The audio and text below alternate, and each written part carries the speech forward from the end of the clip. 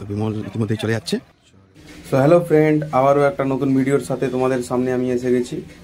তো থাম্বনেল এবং টাইটেল দেখে তোমরা বুঝেই গেছো যে কিসের ব্লগ হতে চলেছে গাইস। তো হ্যাঁ গাইস, আমরা এসেছি রূপনারায়ণ নদীর তীরে চর দেখার জন্য। তো তাই ভাবলাম একটা ছোট্ট করে ব্লগের শ্যুট করে নিই। তো গাইস চলো ভিডিওর সাথে তোমরা থাকো এবং ভিডিওটা এনজয় করো গাইস।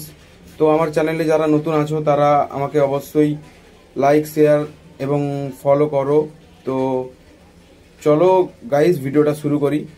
তো গাইস দেখতেই পাচ্ছ কি নদীটা কত সুন্দরভাবে বয়ে যাচ্ছে এবং আমার বন্ধু ওখানে আমার আরেকজন বন্ধুর বাবার সাথে নৌকোর জাল ঠিক করছিল, কারণ ওরা জোয়ার এলে জাল নিয়ে মাছ ধরতে যাবে।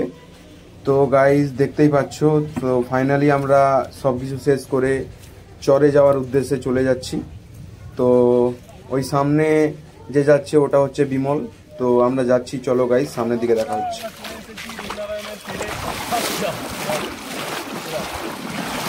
আপনারা দেখতেই পাচ্ছেন রূপনারায়ণ নদী, এটা ঠিক আছে। আমরা ঘুরতে এসেছি, দেখুন ভিউজটা দেখুন। জলের প্রচুর টান, জলের টানটা আপনারা দেখতেই পাচ্ছেন কেমন টানে আমরা যাচ্ছি। এগা এগা এগা তুই এগা এগা এলে বুঝায় প্রচুর টান বন্ধুরা, দেখতেই পাচ্ছ। বাট জলের স্তর কিন্তু খুবই কম, আমাদের হাঁটু পর্যন্তই জল। দেখুন ফাইনালি আমরা পৌঁছে গেছি চড়াতে, দেখতেই পাচ্ছেন। তো হ্যাঁ গাইস, আমরা চড়াতে এসেছিলাম। তো দেখুন চড়াটা খুব সুন্দর লাগছে। তো দূরে একটা বোট দাঁড়িয়েছিল, ওটাও চড়াতেই দাঁড়িয়েছিল, মানে নদীর চরে। তো খুব সুন্দর লাগছিল দেখতে এখান থেকে। তো আরেকটা কথা গাইস, যদি আমাদের চ্যানেলে তোমরা কেউ নতুন থেকে থাকো তো আমাদের এইটা ইউটিউব চ্যানেল, তো সাপোর্ট করো গাইস। তো গাইস আমাদেরকে ব্যাকে যেতে হবে। ইতিমধ্যেই জোয়ার লেগে গেছে, দেখতেই পাচ্ছ। তারপর আমরা আস্তে আস্তে বাড়ির দিকে এগোতে থাকি গাইস। তারপর পাড়ে এসে দেখি জল ক্রমে ক্রমে বাড়তে থাকলো। বিমল যাচ্ছে জল আনতে পা ধোয়ার জন্য। তো আমার পা ধোয়া হয়ে গেছে, তারপরে আবার বিমল তার পা ধোয়ার জন্য জল আনতে যাচ্ছে।